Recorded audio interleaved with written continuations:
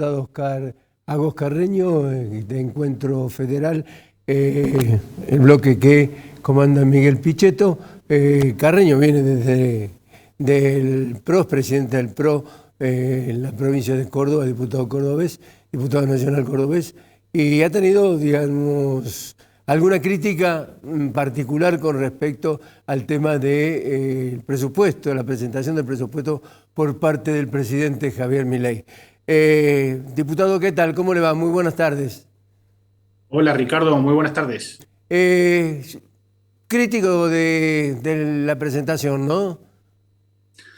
Bueno, por un lado soy crítico, primero celebro que tengamos un presupuesto y que el presidente que es economista presente un presupuesto. Digo, primero prefiero ver el vaso medio lleno porque venimos de un acuerdo que tuvo el presidente con el kirchnerismo de no mandar un presupuesto del año 2024 y venimos arrastrando la hiperinflación que dejó varias cosas, entre ellos quitar el impuesto a las ganancias a la cuarta categoría que el propio Milei había firmado y después había votado como diputado, perdón, y después había planteado del otro lado, cuando ya fue presidente, que había que reinsertarlo. Por lo tanto, celebro que se haya acomodado eso, digamos, que hayamos salido de esa locura con un presupuesto que es una hoja de ruta y que volvamos a tener impuestos más razonables y que estemos yendo hacia el déficit cero y la macro ordenada.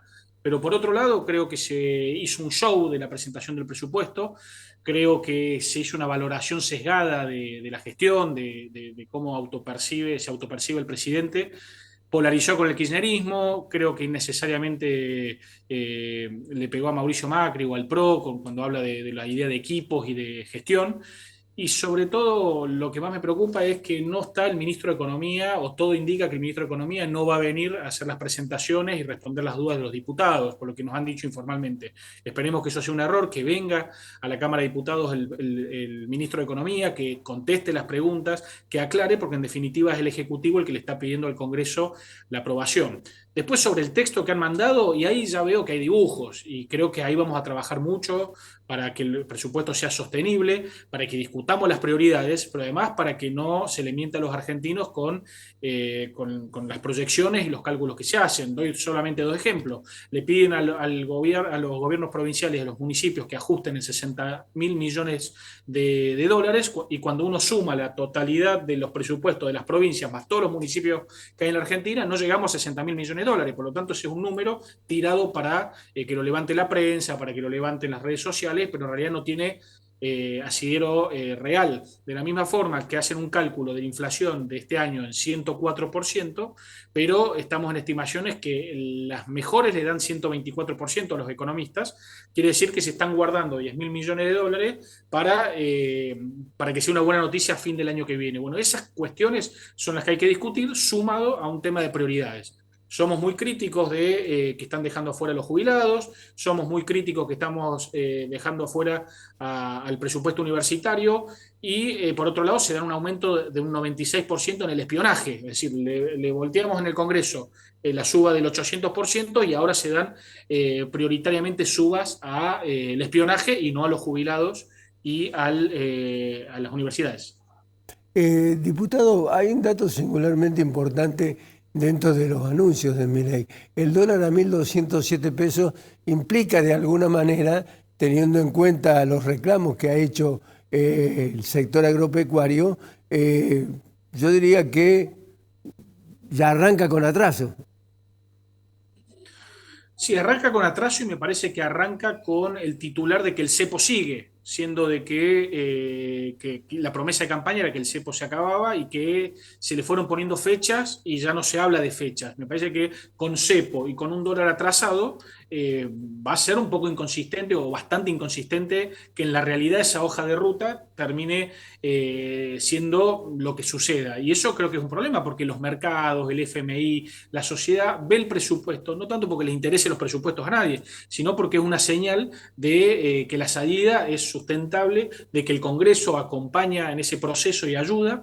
Y bueno, si empezamos mintiendo, dibujando y no cumpliendo, va a ser muy complicado.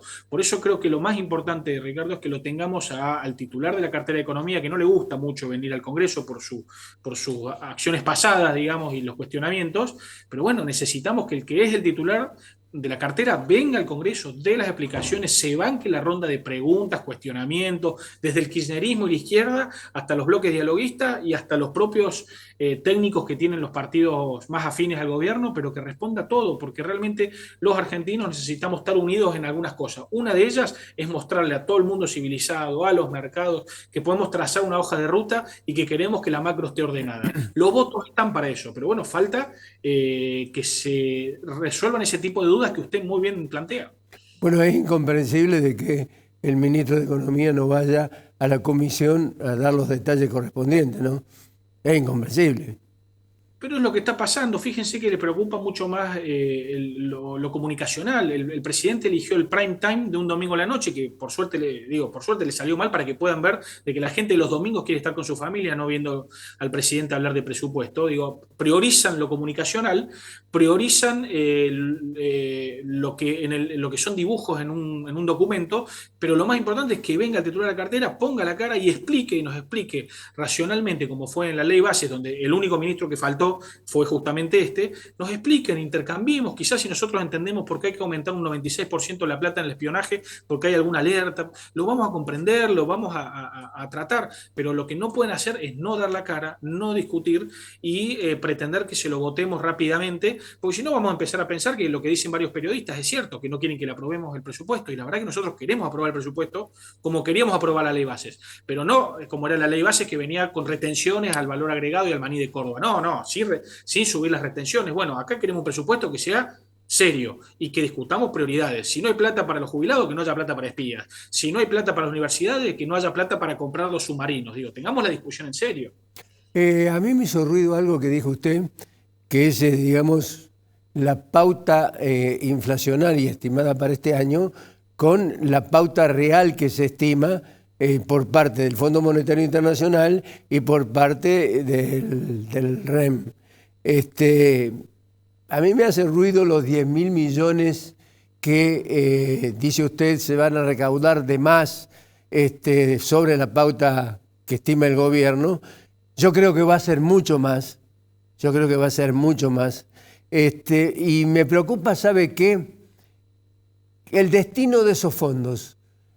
Cuando el presidente hace pocos días larga un decreto de necesidad y urgencia donde le pone límites a la información pública. ¿Qué opina? Coincido 100%. Fíjese lo que ha sido que este es el primer presidente de la historia argentina que se le rechaza un DNU en el Congreso y tiene que ver justamente por cuestiones opacas. No se critica tanto, o el Congreso no critica tanto el monto, más allá de la inconsistencia en las peleas con otras cuestiones económicas, sino que lo que más cuestiona es lo opaco de no explicar ciertas cosas y de que en general lo que especulamos es cierto, que la plata que es de fondos reservados de la CIDE se la querían gastar en granjas de trolls para amedrentar y perseguir a opositores y a periodistas. Bueno, eso mismo que es opaco y súper delicado, se suma a otra especulación que hacemos todos porque no nos explican de por qué modificaron la ley de acceso a la información pública desnaturalizando a través de un decreto una ley muy importante de Cambiemos, que es la última en la región. Fíjese que las leyes como estas, de acceso a la información pública que se aprobó en el gobierno de Mauricio Macri, es de las más... Llegó muy tarde en la Argentina y es un gran paso. Si vamos a retroceder encima para atrás, como no se animó ni siquiera Alberto Fernández cuando era presidente, cuando en la pandemia se le habían descubierto vacunatorios VIP, sobreprecios en la compra de barbijo, cuestiones como las entradas y salidas a Olivos, que fue un escándalo y ya todos conocemos. Bueno, viene Milei y la modifica. Cuando fue Francos le hicimos todos los bloques, preguntas y críticas. Él fantásticamente se dio cuenta cómo venía la mano y tomó la tarea de charlar con el presidente para encontrar una salida política a retrotraer en ese punto. ¿Y qué terminó pasando? Lo desconoció Caputo, lo desconoció el propio Milei, lo desconoce Adorni y el único ministro político que dialoga sanamente con la oposición e incluso con los más aliados, bueno, entramos en un problema porque no quieren mostrar y porque aparte todo lo que especulamos termina siendo cierto. Por eso lo que yo espero y confío es que lo resuelvan. Yo personalmente presenté un proyecto para declarar de nulidad absoluta esa modificación. Estamos trabajando con el resto de los bloques para unificar un solo texto y que todos los bloques vayamos de vuelta vuelta con el Congreso a dejar claro que el acceso a la información pública es una garantía de los ciudadanos, de la prensa, incluso de los políticos opositores, de que la transparencia es un camino que avanzamos en el gobierno de Cambiemos y no podemos retroceder. Diputado Carreño, muchas gracias por la gentileza que ha tenido con nosotros. Muchísimas gracias, muy buenas tardes.